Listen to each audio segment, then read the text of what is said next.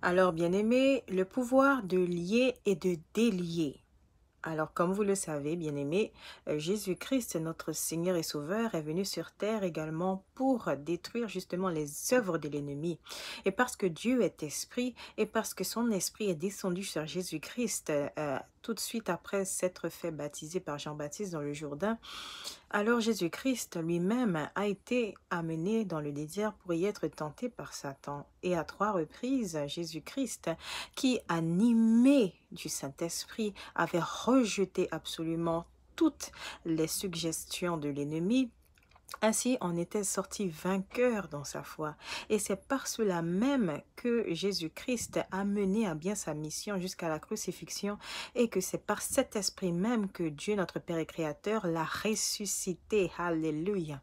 Donc comprenez ainsi, bien-aimés, que en ressuscitant, Jésus-Christ a du coup littéralement dépourvu Satan des clés de la mort. Il a littéralement livré Satan au spectacle.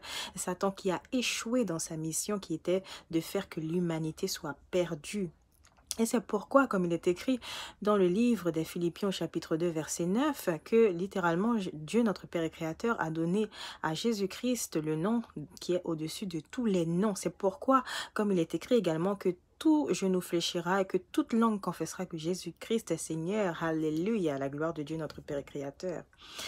Et donc, comprenez, bien-aimés, que par cette victoire que Jésus-Christ a déjà eue, qui est déjà actée sur la terre comme au ciel et que nous activons au moyen de la foi, nous aussi, nous avons, par la puissance de son nom, par l'autorité de son nom et par la puissance du Saint-Esprit, nous avons autorité sur la puissance des ténèbres, sur Satan lui-même, tout simplement. Et c'est pourquoi il est écrit dans l'évangile de Luc, au chapitre 10, verset 19, « Voici, je vous donne le pouvoir de marcher sur les serpents, sur les scorpions, ainsi que sur toute la puissance de l'ennemi, ainsi rien ne pourra vous nuire. » C'est pourquoi il est aussi écrit dans l'évangile de Matthieu, au chapitre 18, verset 18, Jésus-Christ lui-même dit, en vérité, je vous le dis, que tout ce que vous lirez sur la terre sera lié dans le ciel, et tout ce que vous délierez sur la terre sera délié dans le ciel. C'est pourquoi, bien aimé, encore une fois, en prenant autorité par le saint et puissant nom de Jésus-Christ, nous pouvons faire que toute chose qui pourrait justement faire que nous soyons dans l'affliction, dans la confusion,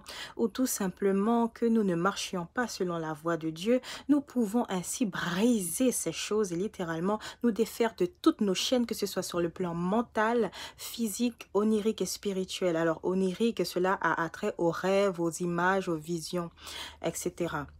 Donc oui, bien aimé, si par exemple, puisque vous savez que Dieu est esprit,